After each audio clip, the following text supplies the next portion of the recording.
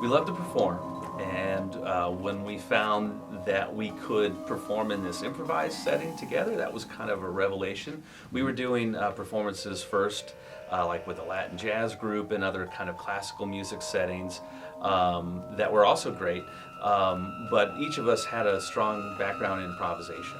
And it's something that I had done other places, and when I realized Andre was also an amazing improviser, that was something I wanted to do with him.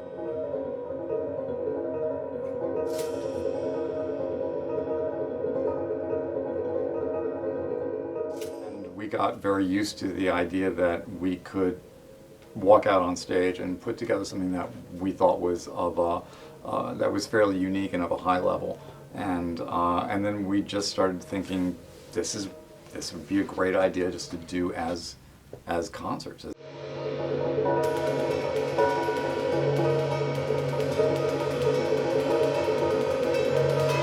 Really interesting for people who would attend our performance, whether it's film or not, is that it is happening at that moment. It's happening once. It will never be the same way again, even if we do it again.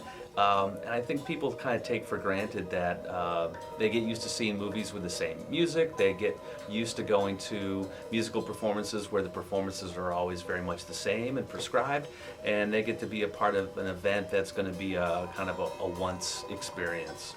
And so to see that with film, it makes it just really refreshing, and they can hear, if they saw the film twice with us, doing music twice would be totally different. I think for the audience also, it changes the way in which you take in the film and the way you experience the film. We go to movies, we sit down in a chair, we got a little popcorn, and we're just, okay, the movie just like do something to us. When there's a live musical aspect to this, people are interested, and it's a little bit, somewhat fascinating, let's hope, and they're taken off guard to a certain extent. But the other part about it is that they're much more involved in what's going on, both in the film and in the music and just in the experience of being in the theater itself.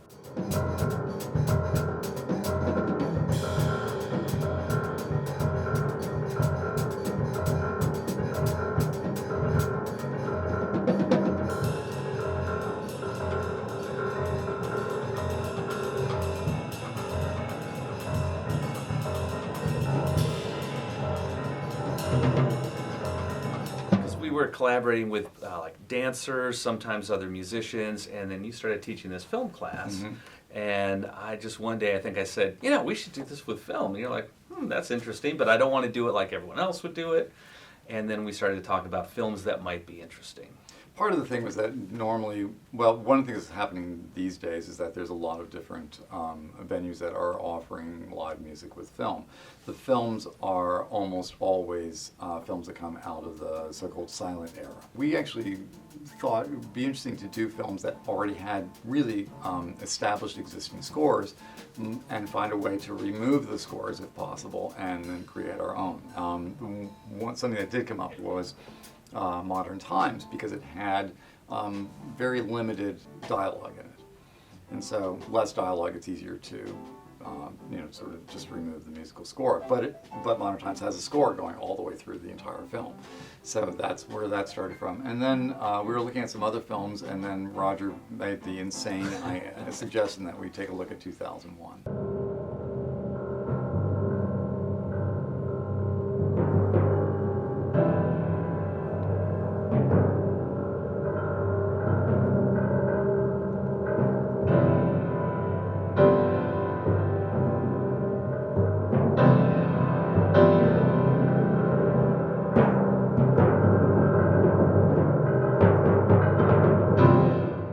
Liked the movie, and I instantly thought, this would be great. It would be ambitious, but maybe we could do 2001. And then the theater liked the idea, but found out that it wasn't available because it was the 50th year. And somehow we asked the same question a month later, and they said yes. In some cases, you think a score is great, like 2001, and then it's a challenge to, can you replace it and still have a great result?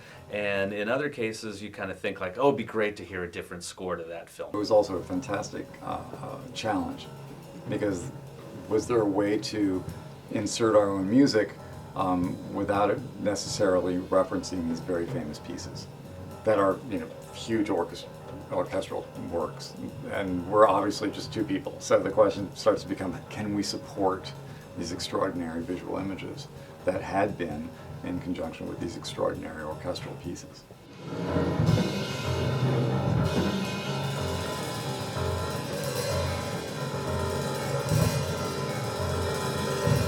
We did a lot of preparation on that. We had a week in the middle of the summer where we had a space, and I probably spent 15 hours a day in that space, and a lot of it was bringing in instruments and trying them and rejecting them and figuring which ones I wanted to keep. I haven't done it this way before. Usually everything goes underneath the vibraphone and it's sort of fixed in place, but this would allow me to quickly change it during our performance. So I think that what I want this to be is for moments that sound kind of like this.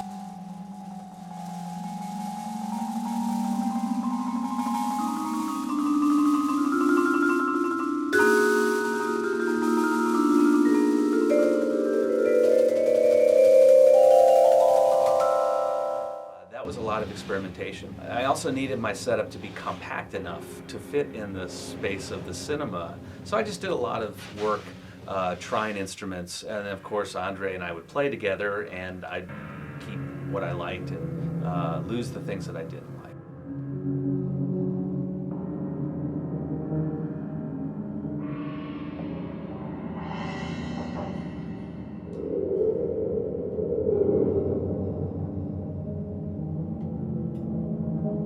We made a decision not to really go with electronics, and for me not to use a synthesizer and all the different possibilities of sampled instruments that way, but rather to have just a normal piano, a regular piano so to speak, and then a prepared piano, and to do everything acoustically that way.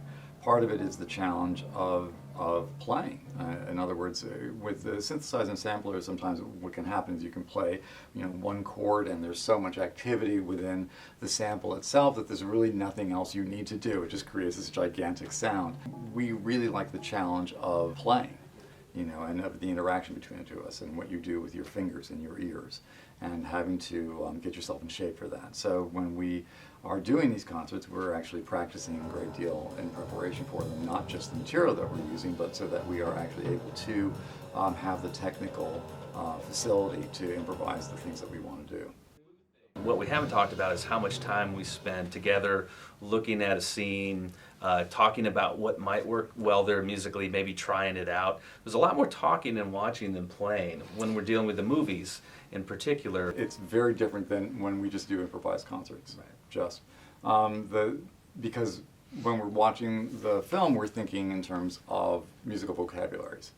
While we are improvising still what we're playing, I mean, it's not really written down or anything, but we have determined a kind of vocabulary or genre or what have you that we're thinking about. These are the sounds that we're interested in doing.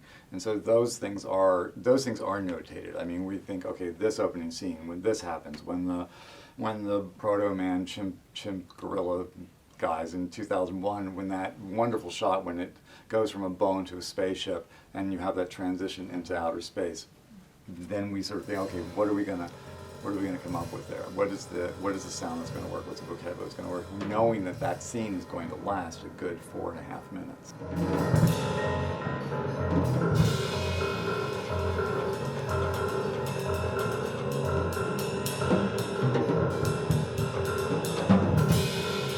I think a lot of times when I've improvised with other people, it doesn't work. Someone's holding on to an idea and Right. They won't be flexible with it. Yeah. And then you can't make music happen. So we're really trying in the moment to make the best musical decisions, to have fun, and then we'll talk about it afterwards. And most of the time, we are just kind of amazed. We're like, that didn't feel great, but no, that sounds really good. But yeah, I think the balance is written all over our faces. Frankly. Right. I'm only 27 years old, just for starters. I think you have to try and carve out time for things that are important, and this is one of those things. It doesn't mean we can do it all the time, but when we look at months in advance or a year, we'll say, okay, let's set aside these dates for a trip. Let's put this thing on at the cinema, even though we don't really have time to do it. It's important. We're just going to do it. And it's kind of like that year after year. Yeah, I think both of our families think we're a little bit crazy. But the other part of it, are able to work together, is that we have similar work focus and energies. There's an element of joy and fun in this that is unusual. When you play repertoire, particularly the classical repertoire, you are practicing things over and over again. There's an element of exactness, and there is an element of having to reproduce it and wanting to reproduce it at its highest level at particularly this time. What's interesting about doing the improvising concert is that you are feeling as though the feeling is like you're tightrope walking. You're going out there and you're not quite sure what's going to happen, but you have to be available to sort of a unique place, to be available to listen to what the other person is doing, to make these decisions about what it is that you're going to suddenly start to play. And I think for me, there's something really satisfying, and it makes you really address the idea of not being self-conscious in terms of your music making, because you really can't. You can't sort of be judging everything that you're doing while trying to be available to making something interesting happen.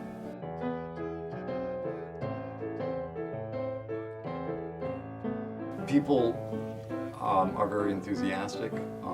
Different venues are very enthusiastic, universities, what have you, but as always, it's a little bit tricky to get everyone to commit to bringing us out there. And at this stage in our careers and everything else, we can't just do performances and completely fund them ourselves. It's a little bit of a challenge. It takes, two pianos that have to be moved and tuned. It takes moving percussion instruments. So we kind of have some expenses just to make it happen. They did Modern Times recently, and they did Modern Times actually, let's see, this will be the third time that they've done this kind of event here. We've had other